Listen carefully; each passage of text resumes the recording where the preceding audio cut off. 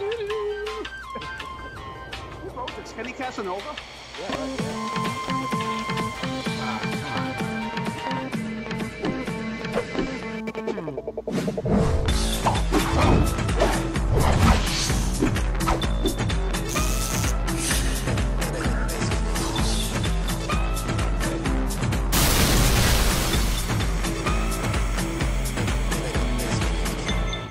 Oh, what's up, guys?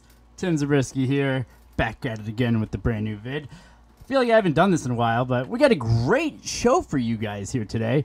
I am live with the Curtain Jerkers. They're over here. What's up, guys? What's up, Tim? Hey, so I know that this is your show. I'm just tagging along. I just wanted to join ahead. Hopefully, we can help get you guys some more listeners on your podcast, as you guys would do with me, because we're bros like that. So Exactly. So Max, bros. take it away. Introduce everybody to the panel, and let's start cracking on this NXT Takeover.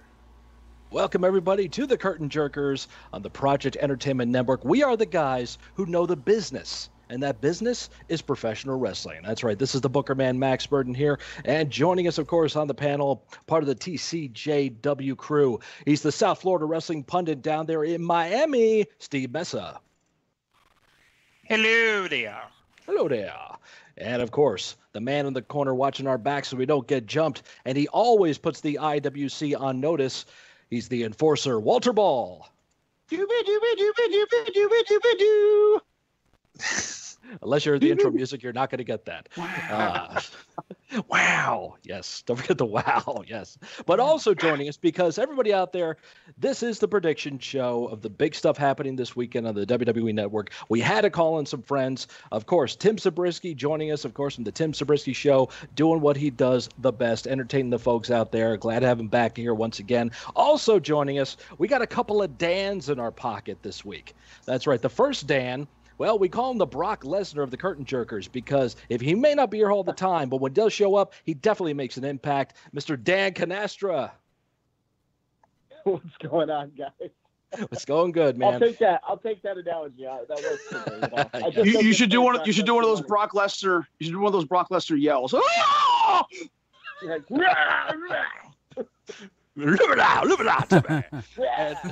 And rounding out the field this week, the registered Sergeant-at-Arms of the Curtain Jerkers. He's a podcaster. He's a professional wrestler. He's a movie critic. He's an all-around good man. We salute this man, of course, Sergeant Fury himself, Dan Roberts. And welcome to Films. Wrong podcast. Wrong show. It's welcome to the Necrocast. Oh wait, wrong one. Wrong show again. Wow, jeez. Yeah. It's all this incestuous relationship we all have now with our podcast. It's kind of crazy. It's like a meeting of the minds. That's all it is, That's right. Yeah, meeting of the best minds in the business, because we know the business. We're the guys who know the business. So, yes, we're doing predictions this week, but before we get to the predictions, we do have to touch upon something. A little bit of a sad note in the world of pro wrestling happened this past Monday, and that is the passing, of course, of Jim the Anvil Neidhart. 63 years old. Yeah, we definitely feel bad for his family, and our heart goes out to Natty and her family, and, of course, the entire Hart clan. Whether it was the maniacal, cackling laugh in his promos, or the trademark goatee, or that barrel-chested powerhouse that he just was on the apron ready to get the tag from Brett, you will never forget the Anvil. Big Rhino, that's right. Never going to forget the Anvil. I can remember as a kid the night the Hart Foundation won the tag titles from the British Bulldogs when Danny Davis turned heel, and it was, oh my God, I think I had therapy after that freaking thing took place. When Vince counted no in between each count. No! That's it. Brilliantly done. Yes. Brilliantly done, and just all the great matches they had. Every tag team they worked with they had great matches with everybody, and it really was they became like a template for tag teams now, where you have the smaller, technically sound speedster in the ring, and then on the apron you got the big, tough, badass ready to get in there and clean house. So it is a tragedy, definitely, that he left us so young. And any other thoughts out there? Anyone having any matches that come to mind with Jim Neidhart? We're gonna be. Here we all come. Here we are. 1, 2, 3. How about Tim? We'll start with Tim. He's also helping out here. What about you, bud? We're gonna be hungry and leave no man untested. That That's was it. a great one. That's the best line. And That's the best whole, line. I just love the whole backstage part of it and Beyond the Mat where they're laughing like about him saying that and like him just doing the whole thing. It just show that movie was great just because it just showed their personalities and stuff like that. And it was fun. Like Tim, that. I don't mean to correct you, but wasn't that Wrestling with Shadows? All right. Yes. All right. Yeah, where's the show? Okay. Yes, Yeah. Well, hey, yes. they came around almost the same time. So but nonetheless, getting to see that behind the scenes little pick of it was definitely something cool. Walt, you got to have some great memories of Anvil. Oh, yeah. Well, first off, I was a kid. I hated the Hart Foundation when I was a little kid for reasons that you just explained with the whole tag team title situation. They were like for a little while, they were the bane of my existence. Of course, I grew to like them when they turned into baby faces. Of course, that's what you do when you're a kid. Unless you're Metal Bob Staffa, you don't cheer for the heel. You don't cheer for the heels. You cheer for the faces. And when they turned on Jimmy Hart, then yeah, I loved the Hart Foundation ever since. But that's also showed how good of a job they did as heels too, though. Mm-hmm. Especially the Anvil. I mean, they basically and their tag matches, especially as they got when they turned babyface, they did have that Rock and Roll Express template down with their tag matches. With Brett taking the ass kicking and such, and then the big hot tag to the Anvil, who was a little more convincing of a hot tag than Robert Gibson. No offense to Robert, he's great, but you have this big Rhino coming in, that big fucking Rhino, cleaning house. And also Anvil didn't really get a lot of. He was. A lot of people didn't realize how good he was, though. I mean, maybe so that's much as a worker, but overall performer, that is. If you watch some of his promos, he cut a pretty good promo. And also, if you look back on his heel days in Memphis before the Hart Foundation formed, there's actually some pretty good stuff there when he was managed by, of course, Jimmy Hart. They were part of, I believe it was the First Family stable, and he was one of the top heels in Memphis. And if you can track some of that stuff down on YouTube, you actually find some pretty good stuff and catch some things on the Anvil that you weren't you really didn't get a chance to see much when he was on the World Wrestling Federation, because he was in a tag team with Brett. Plus, also, he was a babyface for a good part of the career too. So, yeah, but Sergeant Fury, how about you? When myself and Vigo formed Northern Fury many moons ago, he relied on me for the Rolodex of wrestling footage, because growing up he didn't necessarily have access to a lot of wrestling. Even got into it. He's told that story on here before. And I would go back and pull up Hart Foundation matches as the template. Like you mentioned, you have the big bastard Rhino, and you had the small guy who took all the heat, but Jim the Anvil Neidhart could cut one hell of a promo. And Jim the Anvil Neidhart gave so much of his body for being a big man. He was an agile big man. At a time, you had these monsters who would come out, and with the exception of like your big boss mans, they didn't bump around. He was a big dude who would bump. And the matches that come to my mind is their matches with the Killer Bees. And of course, whenever them and the Rockers got an opportunity, and there's the infamous Saturday night's main event match, which has kind of been lost in the annals of time. But just some of the hidden gems.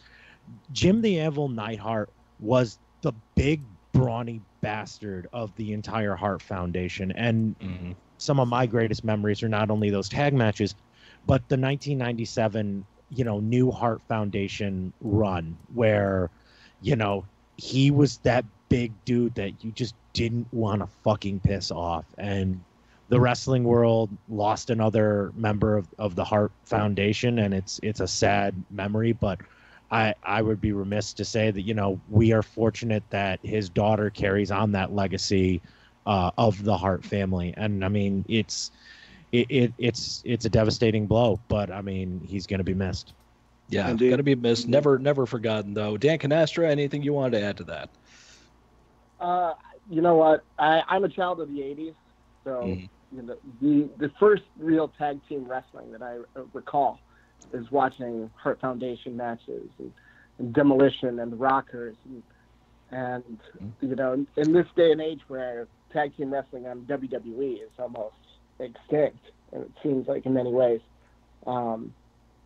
just recalling those matches, how technically sound they were. And it was, they were just so good. Yeah, and it's a real shame. It's a real shame that out of the 80s hearts, the hearts that we all know and remember, like Owen and Bulldog, Brett's the last one. Yeah, last man standing. And the deal, the story goes, of course, that when Vince acquired the Stampede Wrestling promotion from Stu, part of the deal was that he would take the Bulldogs and Brett and Jim Neidhart. But hey, what a freaking package you got right there with those two teams. Absolutely. They tore it up everywhere they went. And nothing about Jim Neidhart was he was believable. You get a big guy who yells and screams, but you're not scared of him. You're like, okay, whatever, dude, chill the F out. You see Neidhart yelling at you, you're scared. Okay. Oh yeah. You're scared. I'm scared. Burly guy. Oh yeah. I love Neidhart's lockup. Watch him lock up sometime. He's got the fists up there. He's like he's ready to get into a fight. His facial expressions during matches. Now, do you remember the WrestleMania 2 Battle Royal where they got Andre? They're working Andre in the corner, and he sends Brett off to ram into him. And when they do, Andre puts his boot up, and Brett just plants on the mat and just slides across the ring. The look on Anvil's face, like, oh my God, we're so fucked. It's just so priceless. Yeah. Another thing about Jim, though, is you remember when he was with Brett, they kind of had to share the it was like a shared unit. They were both equally as important when they were Hart Foundation. It wasn't like there was no Sean and no Marty. They were both the collective unit. And then they split, and Brett went on to do his singles thing. And then here's the thing, though, they put Jim with Owen as the new foundation, and that is where you kind of saw Jim take a leadership role, caught the promos, because if you remember Owen before being the Nugget and the King of Hearts and all that, Owen was just basically, hi, I'm Owen, and that was it, Yeah, he was the Blue Blazer. Yeah, Blue Blazer, or he was really quiet babyface Owen Hart before the whole feud with Brett and all that, and he broke out. But Owen was very quiet and just did his work in the ring. But Jim was the major mouthpiece for. Speaking of masked, I'd be remiss if I didn't mention it. Speaking of masked Hart Foundation characters, what was Jim Neidhart? He was the Who, right? Yeah, Who? Yeah, Who? That's right. Who. Yes. Yeah. Who. Which I actually saw him live at Who. Really? Did you really? Yeah. Oh my God! Yeah. But how long was he the Who 5 years for? old, Steve? I was 11 years old. Oh, really? Wow. Okay. 1986, wrestled in the Miami Arena, and wow. I don't know who he was wrestling, but it was a card that had Stalker, it had Jerry the King Lawler, it had Goldust. This was September 1986 post SummerSlam '96. Yeah, that mid '90s era where everybody had to have a second job as a wrestler. Oh yes. But a bunch of Florida Championship Wrestling what legends. What was the Who's second job, though? What was his second job? For Who? Yeah. It was a what? Oh. Who was a what? Where? Why? When? How? Who's on first? Who's on second? I don't know. He's on third. We're not talking about him, exactly. But we're making light of it because you have to. We definitely send respect and condolences out to his family and his fans, of course. And like I said, Jim the Anvil Neidhart gone but never forgotten. Probably is Hall of Fame bound down the road. I mean, now they have two posthumous possibilities for next year's Hall of Fame with Anvil Neidhart now and Vader. So we'll see who gets in there first. But that's a discussion for another time because we are here to talk about what is going on in the future, which is NXT Takeover Brooklyn, and that the future is now. So we're going to get into NXT Brooklyn. Oh, man, I cannot wait for this show. I love takeovers. They're the best shows of the year, in my opinion. Always consistent, always deliver. We have 5 matches to talk about, 4 title matches, so let's get into it, gentlemen. The first match to talk about is the non-title match of the evening, and that is EC3 versus the Velveteen Dream. Ooh, the Dream, baby. The Dream, baby. That's right. That's right, baby. The Dream going to take the Velveteen all the way to the top. Going to make a movie of Velveteen Dream, baby. Okay. So who's going first? This match is, Tim, I'm going to throw it to you, man. What do you think about this one? I think that the Dream was really impressive with that match with Ricochet. So I think that they're just going to keep that going. It's a hard one to tell because obviously, EC3 he's a dynasty in his own right. But I'm gonna go here with the Velveteen Dream. I think that I think he's over right now. I think things are gonna go good for him here. Who's in agreement with Velveteen Dream? Let's put that across to everybody. Wow. Ooh, wow. We really want to be, but here's my thing. He's now the doorknob of NXT. Everyone fucking gets a turn beating him on the pay-per-views now. Yeah, it's like the 90s. He's either Coco Beware or Tita Santana. You're going to get at least a solid match, but he's going to put the other guy over. Mm-hmm. I guess. He's become the utility. He's the current NXT version of Elias, where when he makes up to the main roster, I bet that he's going to own it. He'll be a lot bigger. But right now, he's the guy that puts over the new guys that everybody wants to see, but gives a great match every time. Yeah. Yeah. I mean, Exactly. Also, you have to think about it. This is EC3's first one-on-one pay-per-view. The last takeover he was in, he was part of that spectacular six-man ladder match. In between that, he didn't appear in Chicago, and it's his first one-on-one. And I don't think they're going to want to give him his loss. They're going to give him his win. And that's exactly why I'm thinking EC3 is going to go up in that match. I'd love to see Velveteen go up. I'm a big fan of Patrick Clark. Have been since I saw him in Tough Enough. But I think from what was saying, who's the babyface in this match? That's another good question. EC3. And no, I think more Velveteen. I'm seeing Velveteen being pushed more in that babyface role because they're both cocky. They're both cocky. No, yeah, but if you saw the United Kingdom tournament match. The tag match that they were involved, Velveteen Dream walked out on EC3. Yeah, but that doesn't necessarily mean him a heel. I mean, those are heel tactics, though. I mean, it's not black and white, but I mean, if we're going to go in the gray area, I think EC3 is a little bit light shade gray, while Velveteen's. Listen, remember when EC3 was Daniel Bryan's like prodigy, and he acted like Andy Samberg in that one movie? Yeah. Derek Bateman. I'm going to go old school with my reference here. I don't think that when Rick Martel walked out on Tito Santana, it's because he wasn't being a nice guy at the time. Right. It's because he was Tito Santana. But what was the reaction of the audience when he walked out? I'm not a Rick Martel, but Velveteen. Yeah, but this is 2018. Exactly, and that's why it's a different paradigm. Fans are too busy counting fucking stars in the matches to figure out what's going on in the storyline. Who we're supposed to cheer or boo? They're too busy posting pictures. Meltzer said this match is supposed to be good. Yeah, well, fuck Dave Meltzer. So yeah, I said it. KMFDM. So I mean, you could see it going either way with these guys, but I think overall, and let's get Fury. I don't know if we've gotten Fury's opinion on this. I want to make sure we didn't leave him out.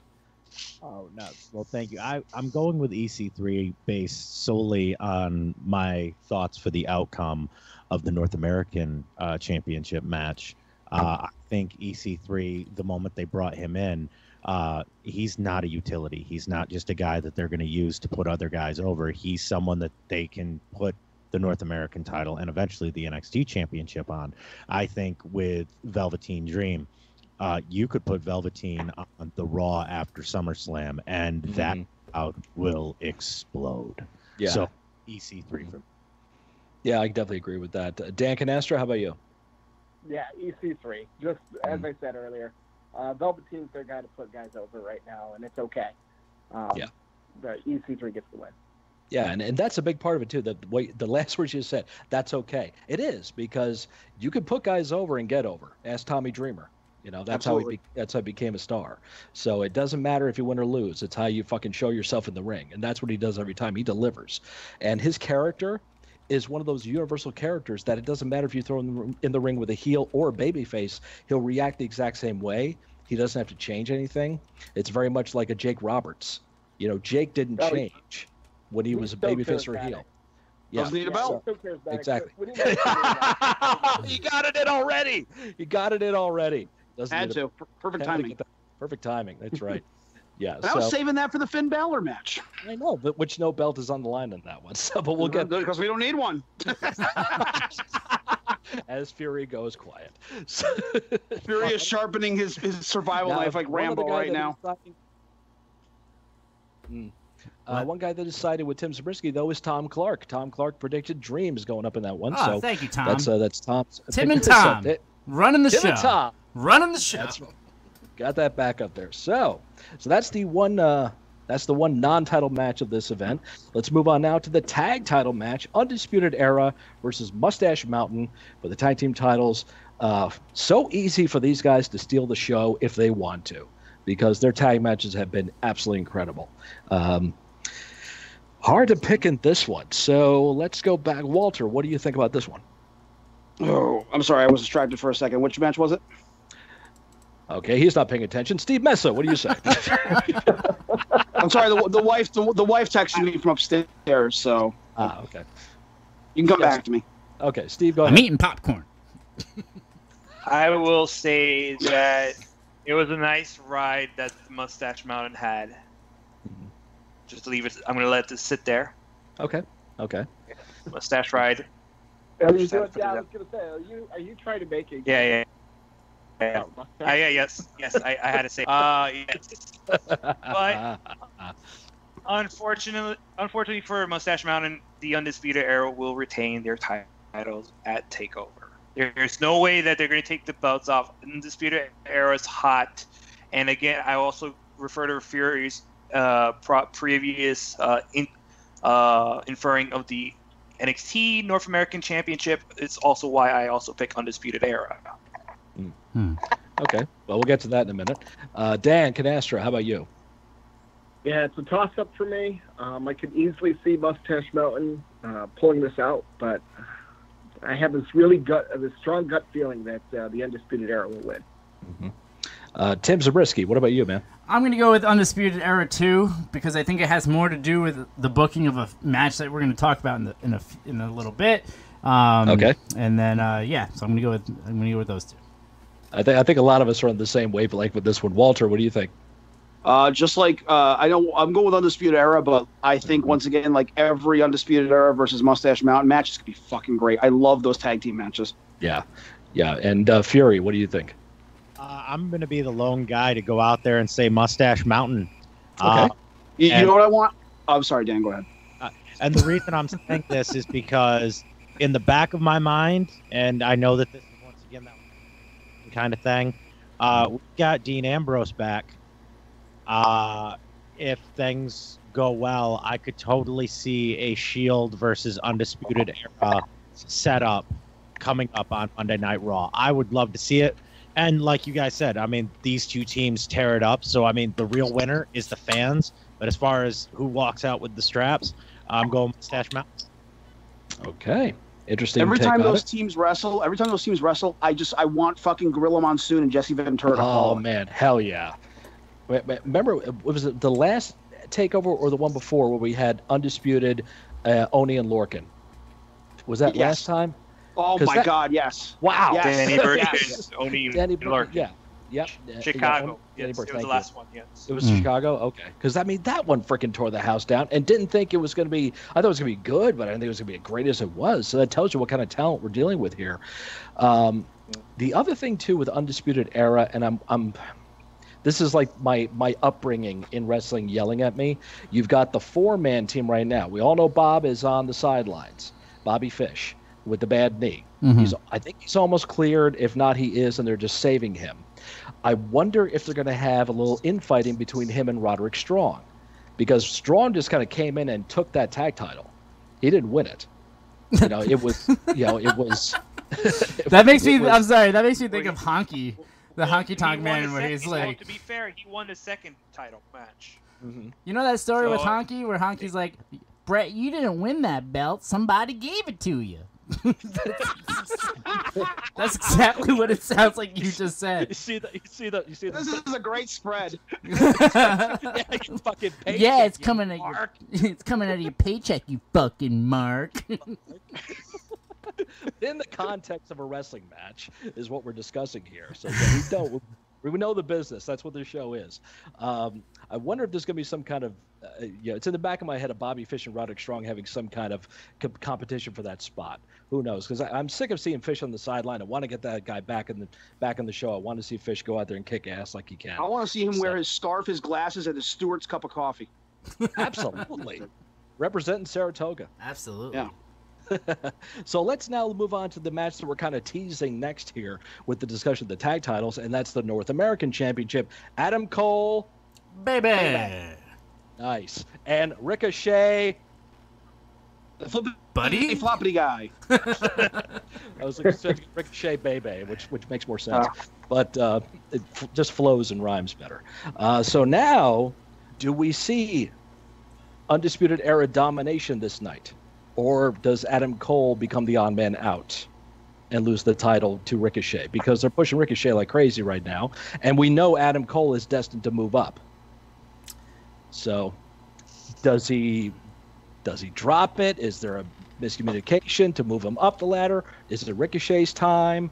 Do we get Ricochet and EC3 after this? I mean, there's so many different directions we could go. Mm-hmm. So Walter, now that you're paying attention, let's go to you on this one. What are your thoughts? Give it. If you have to give a roundabout, picture, including the tag title situation, go for it. I think we are getting very close to.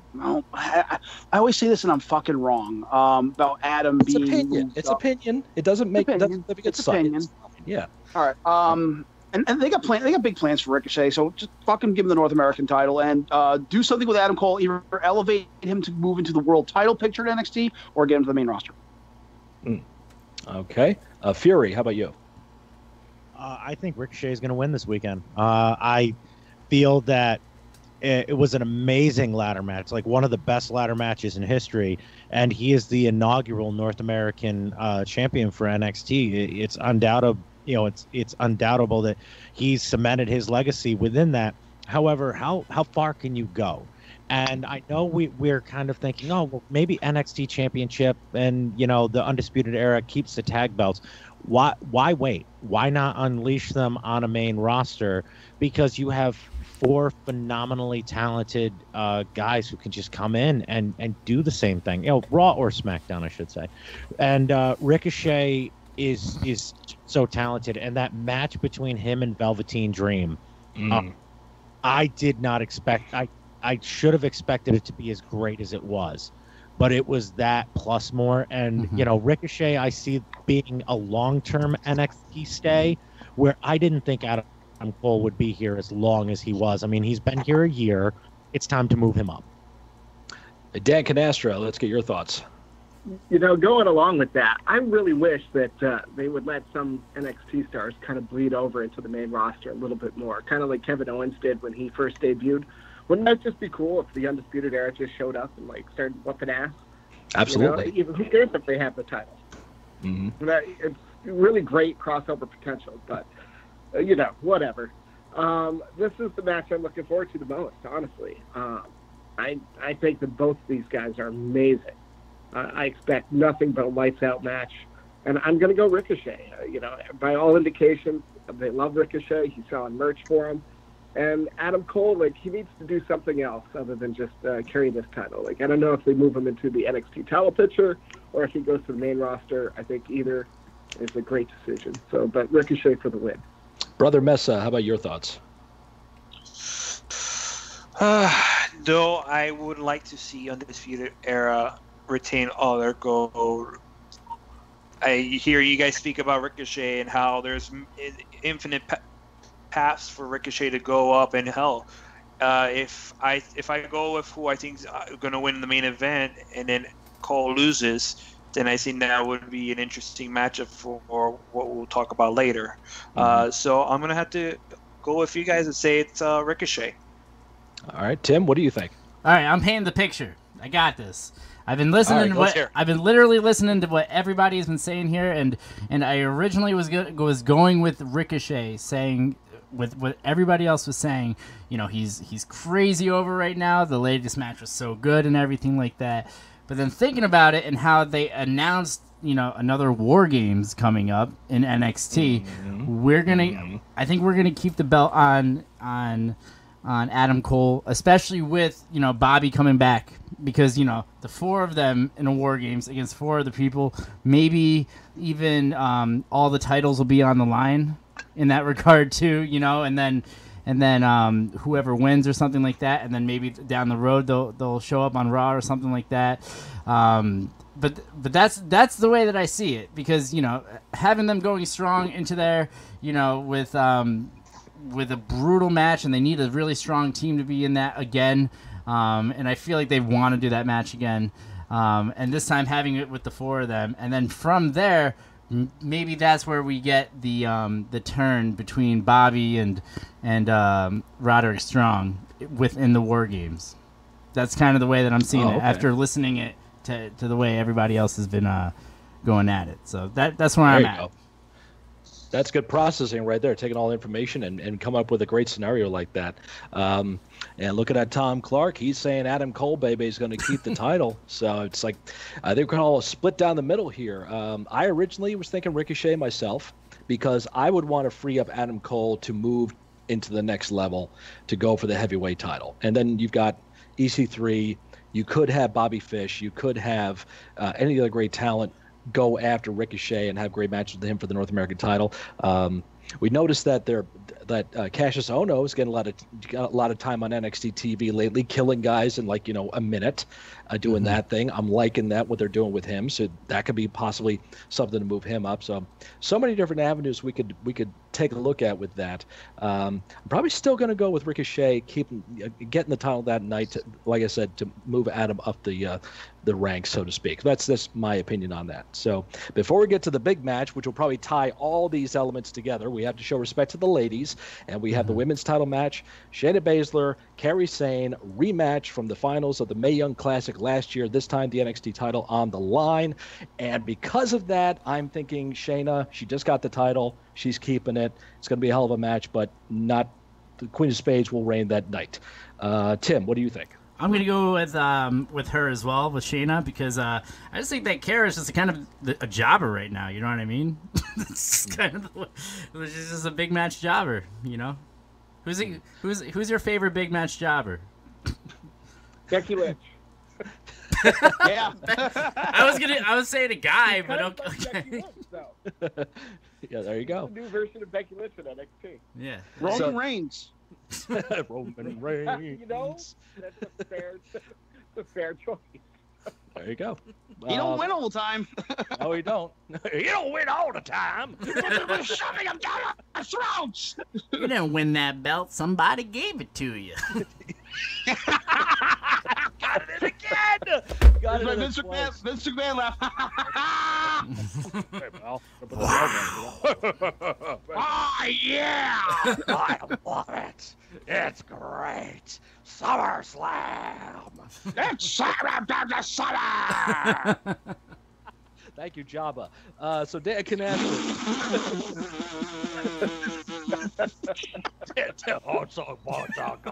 Rejoice! Okay, we're getting crazy here. So Dan Canastro, are you saying Shayna's going to keep it? I'm saying Shayna. Shayna's keeping it. How about you, Fury? I'm going to go with Shayna as well. I mean, she just won it. She needs a good run, and it gives a chance for the other horsewomen to train and get ready, because I think that we're going to see them make an impact probably around Royal Rumble time. And also it would be cool to see, an NXT Women's Championship at WWE Evolution as well. I think you will. Yeah, I think you will. I think if she's going to lose it, or if they're going to make some sort of impact with the 4 horsewomen, why not do it on the biggest stage in women's wrestling history for that? And I definitely think we're going to see an interaction between Shayna Baszler and Ronda Rousey at Evolution. It's just a pass in the hall, just a glance, and the whole crowd will freaking lose their mind on it. Exactly. To see what could happen. I think it's going to be the 8 of them, the 2 4 horsewomen. Like in the back, looking at each other. There's been a lot of talk of that at the past. Yeah, that was supposedly going to happen at WrestleMania last year. Of course, it didn't. But now all the MMA 4 horsewomen are all in the wrestling business now. So we'll have to see how that goes. Walter, Steve, do you have any different opinions about it? If Shayna's going to keep it or not? No, I don't care. I don't care what my daughter says. Shayna's winning. Shayna's winning. Now go to bed. But Kyrie's here at the Mae Young Classic. Fuck your opinion, kid. Go to bed. Yeah. Good night, Moon. Do your homework. Shut up. Oh God, you know what drove me nuts? I remember the fatal four-way for the vacant title that when Ember, I believe it was Ember Moon who won it that night. That fatal four-way there. My daughter, when they were doing the whole like build-up, the promo hype video, my daughter's going Kyrie, the whole fucking promo video, all the way up to Kyrie Sane's entrance. So I finally told her to shut up. Shut up! Shut up! You're fired. I'm just having a vivid image of Walt firing his daughter. I go Sid Vicious. Shut up! As you stomp on your car in the parking lot, jump up and down on it. No! Damn! Wow. Kyrie. Does your son have an opinion, Walt? He doesn't really care for either one of them. Although I think he thinks Kyrie Sane's smart man. Yeah. Smart man. Yeah. Yeah. So there you go. And Steve, same thoughts, Shayna? Shayna.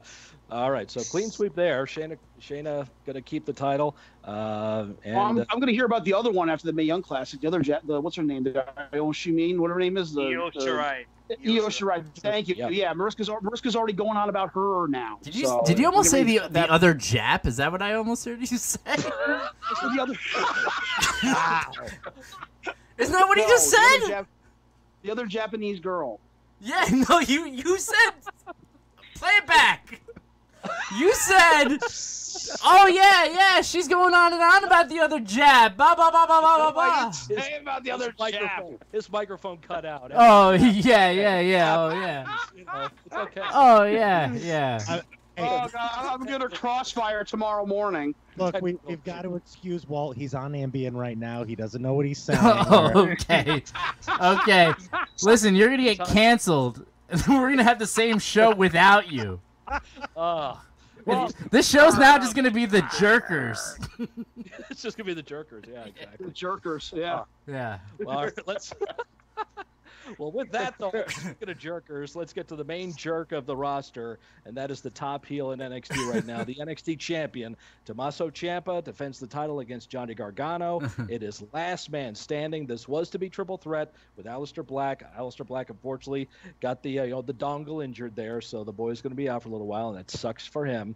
I'm really upset to see him not be in this match. But nonetheless, is it the typical rubber match scenario here, and Johnny's going to take it?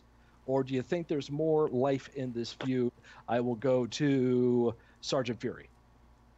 Okay, just real quick. I know this is going to be the most dickhead thing I've fucking said this show so far. Here we go. Okay, it's been 5 minutes.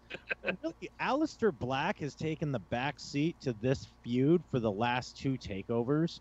So when Ciampa won the belt from him, I instantly was like, oh, so they're going to do a triple threat in Brooklyn, and this is going to be Gargano's victory because, really not since Finn Balor has there been an NXT babyface that's been so fucking over with the fans. Aleister Black, he's the new Daniel Bryan.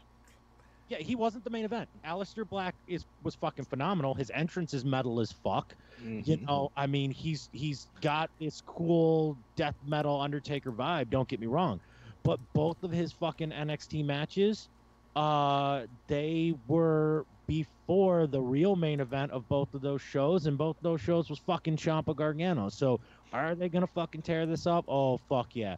Do I want Johnny Wrestling to go over?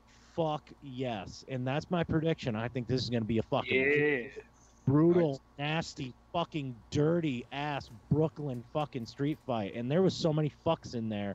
I feel like I'm Samuel L. Jackson. This is gonna be the fucking match where you literally are sitting there.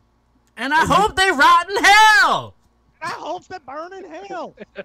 You're gonna be sitting there, maybe not Max, but you're gonna be fucking sitting there, and you're gonna want to go get another fucking beer because you're screaming at your TV because every fucking match that they have had so far has been such a phenomenal piece of work that you're going to have cotton mouth, but you're not going to want to walk away. So you're going to turn your phone on and you're going to watch the match on your phone when you go out to the fridge and you're going to stub your fucking toe. This is how fucking great this match is going to fucking be. And then you're not going to care about the jabs, right, Walt?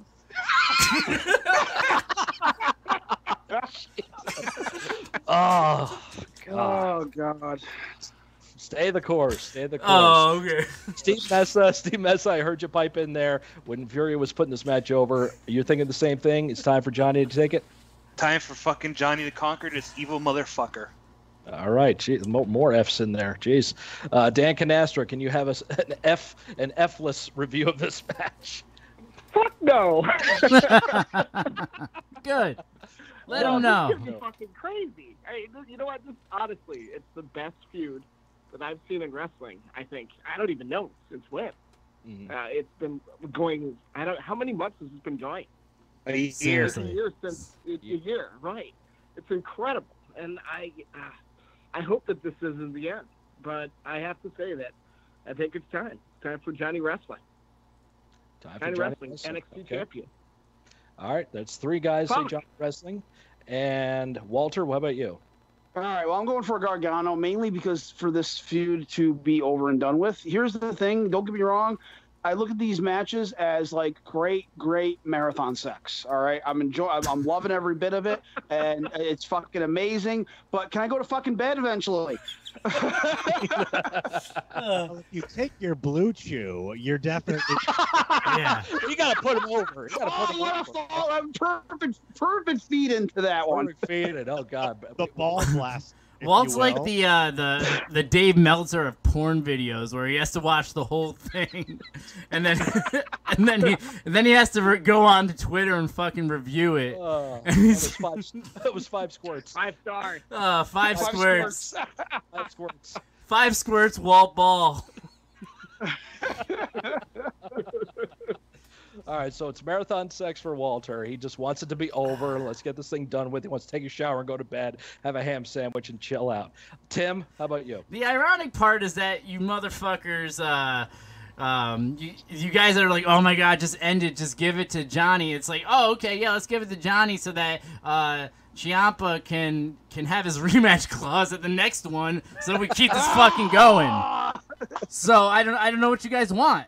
All right. Let them do the rematch clause in a regular NXT, just so everybody can move on. No, just put it on this guy. Yeah, they did. Just keep it on. No, it just on keep it Revival. on him. All right. You know what I mean? And then let's just move on. That's it. Well, now let's get one opinion about this, because this was an interesting situation that occurred. It was right after Tommaso beat Aleister Black for the title. The next week, you know, Ciampa comes out, cuts his usual promo. Here comes Aleister, and then Johnny runs right past him. He takes the microphone, puts over, "You're not champion because of me. You're the only reason you're champion is because of me." Fade to black, and the crowd starts going, "You deserve it," to Johnny. Do you think that will have any impact on what happens after that show? No. Why not? I don't think it'll have any impact, because because exactly that match between Black and Ciampa, the promo followed after that, in the order of the tapings. So they were really hot with that fucking ending. Everybody was pissed off at John for cussing Aleister. So as soon as they did that promo, like I think it was either a segment or two, or maybe right after the match, they were fucking hot for Johnny just eating Black Mass. So I don't think it'll affect him at all. It'll when Aleister gets back, it'll definitely be an interesting match depending on what his time frame is. I would like to see Gargano versus Aleister Black after Ciampa fucking cost Gargano the title match before and jumped him at the beginning of that match, and then Black having his real life ding dong injury. So it's going to be very interesting, but it's going to be, I don't think it'll affect it. I think both guys will get it will be 50-50, especially if it plays out at the next maybe at War Games, probably. They will have Ciampa and Gargano rematch during NXT Takeover. But you want it to end, right? Taping. No, but Yeah, but for the TV taping, and obviously Gargano will go over on that, and then we'll eventually have Gargano and Black eventually go down either in War Games or in January. I see Gargano having somewhat of a lengthy reign until maybe Black, or maybe they'll put Cole in the triple threat and Cole goes over. I don't know. That's just me thinking down the line of what the future of the NXT Championship looks like. I think basically, love it or hate it, these guys, even when they get called up to the main roster, will be against each other. They're doing the same thing with these guys that they were doing with Sammy and Kevin. You know what I mean? They're fight forever. Fight forever between these two guys. And, eventually it'll be on WrestleMania or in your house or whatever. In your house. In your pants. Straight balls of fire. Balls of fire, yeah. Where was that show this year? So not over. Not over. That's right. In the trash. So there you have it. That is NXT Takeover Brooklyn. That coming at you from the Curtain Jerkers and the Tim Zabriskie Show. And now that we have gotten through all that stuff, everyone out there live watching this on Tim Zabriskie's channel on YouTube, we have to say goodbye to you because, Tim, you're going to be doing your own SummerSlam predictions very soon, correct? When and where is that going to happen? That's right. Tomorrow night, me and the president of wrestling, Phil Stamper, will be doing this. Same place, same time, same channel. We will, at Timmy Zabriskie on all forms of social media, you'll be able to find us. 1080p, 60 frames a second on YouTube, Twitter, Facebook. And, we're gonna have a good old time. Make sure you follow me everywhere like that too, and thank you guys for having me on the panel par usual. Absolutely. We'll have you on once again in the future. Everyone, yes, you'll be listening to this show, listen to Tim's show, compare and contrast, if you will, the SummerSlam predictions, and let us all know on our various social medias how we did, who's the man, who's not the man. Doesn't matter, because just like Tim and the show, we all know the business, and we're here to educate you. So, Tim Zabriskie, we thank you again, brother, for hanging out with us, and peace to you, man. Horns high, and let's get nasty for NXT Takeover Brooklyn. You fucking mark. Yeah. Well, you stay away from all those restaurants you don't like, you son of a bitch. Boy. All right. He's too busy having marathon sex. All right, goodbye. Thanks, Tim. All right.